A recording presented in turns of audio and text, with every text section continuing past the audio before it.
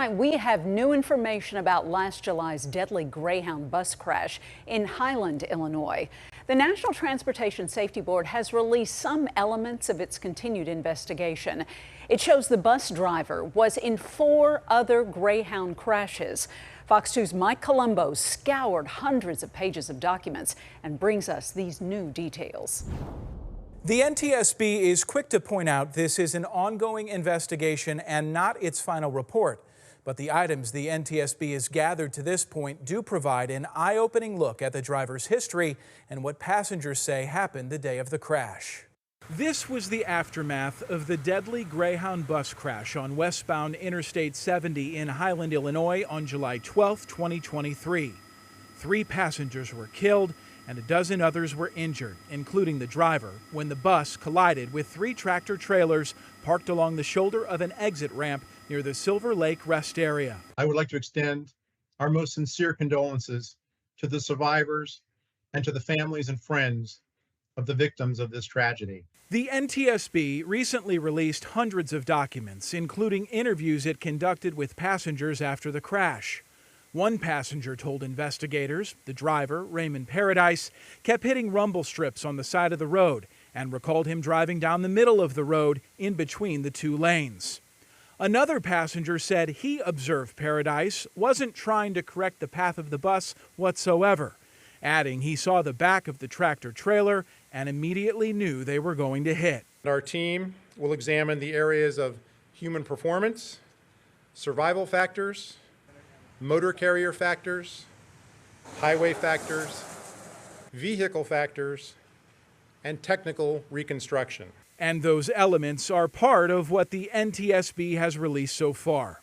The agency obtained internal records from Greyhound. They show Paradise was in 4 other crashes prior to the July 2023 crash in Highland. Greyhound classified 2 of those crashes as preventable. One of the preventable crashes occurred in May 2018 on a Greyhound route from Los Angeles to Las Vegas. According to the California Highway Patrol traffic collision report obtained by the NTSB, Paradise rear-ended a semi-truck that had slowed due to traffic conditions. 9 passengers were hurt. One of the passengers, interviewed by state troopers, said the bus started weaving and slowing down, adding the bus would drive over rumble strips and that Paradise must have been tired. The crash report listed Paradise as being fatigued and driving at an unsafe speed for traffic conditions. The report does not show Paradise was cited for these violations. The NTSB investigated Greyhound's use of DriveCam, a driver monitoring system that uses inward and outward-facing cameras to capture risky driver behaviors in real time. Records obtained by the NTSB show Paradise had 71 DriveCam events in the 365 days prior to the Highland crash, including 16 for following distance, 12 for speeding, 7 for braking, and 3 for critical distance. The NTSB found Paradise was included in a May 2023 Top Drivers of Interest report generated by Greyhound. It tracks and ranks drivers who display the riskiest behaviors each month. The NTSB also released documents it found in Paradise's Greyhound Disciplinary file. The agency says the file contained 11 written reprimands, but only 3 were listed in his human resources record. NTSB investigators found 9 infractions were not recorded on the Greyhound HR form, including both of the preventable bus crashes.